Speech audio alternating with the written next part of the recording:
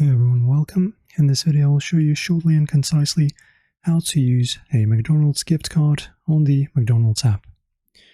So firstly guys, open the McDonald's app, launch the app on your smartphone.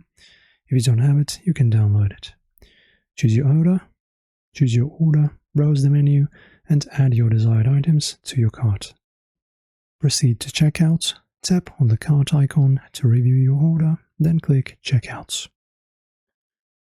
Then select Payment Method. On the payment screen, look for the option to add or use a gift card. Enter the card details.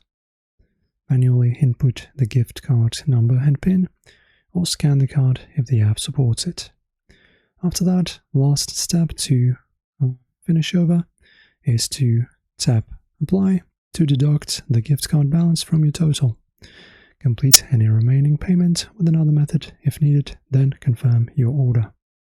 And that's it, you can now enjoy your meal, and don't forget to like and subscribe for more quick tutorials. Thanks for watching.